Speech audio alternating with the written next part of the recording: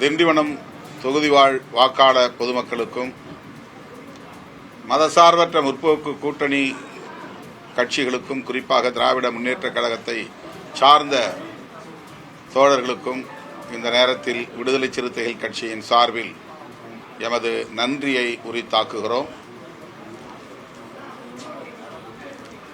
இதுவரை நாம் எதிர்பாராத வகையில் இந்த தேர்தலில் கூட்டணி ஆட்சி அமையும் ஒரு சூழலை தமிழக மக்கள் உருவாக்கியிருக்கிறார்கள். விடுதலை சிறுத்தைகளின் நீண்டகால கனவு நனவாகும் வகையிலே தமிழ்நாட்டில் கூட்டணி ஆட்சி முறை மலர்ந்திருக்கிறது.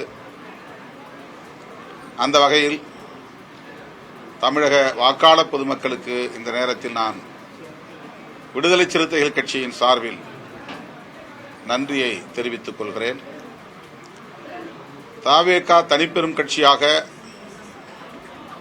108 இடங்களில் வெற்றி பெற்று ஆட்சி அமைக்க முடியாத நெருக்கடிக்கு ஆளாகிய நேரத்தில் அதிமுக ஆதரவை பெறுவதற்கு, பாஜக ஆதரவை பெறுவதற்கு முயற்சிக்காமல் தேசிய ஜனநாயக கூட்டணி கட்சிகளின் ஆதரவை பெறுவதற்கு முயற்சிக்காமல் காங்கிரஸ், இடதுசாரிகள் உள்ளிட்ட மதசார்பற்ற சக்திகளின் ஆதரவை பெறுவதற்கு முன்வந்த நிலையில் தமிழகத்தில் குடியரசுத் தலைவர் ஆட்சி நடைமுறைக்கு வந்துவிடக்கூடாது, அதனை தடுக்க வேண்டும் என்கிற நல்ல நோக்கத்தில், தொலைநோக்கு பார்வையில் விடுதலை சிறுத்தைகளும் தவேக ஆட்சி அமைப்பதற்கு ஆதரவை நல்கினோம். தொடக்கத்தில்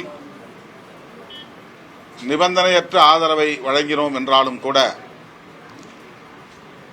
விடுதலை சிறுத்தைகளும் அமைச்சரவையில் இடம்பெற வேண்டும் என்கிற வேண்டுகோளை தவேக தரப்பில் வலியுறுத்திய நிலையில் நாங்கள் மீண்டும் மறுபரிசீலனை செய்து, எமது நிலைப்பாட்டை மறுபரிசீலனை செய்து அமைச்சரவையில் இடம்பெறுவது என்ற முடிவை மேற்கொண்டோம். அதன் மூலம் தவேக அரசுக்கு எந்த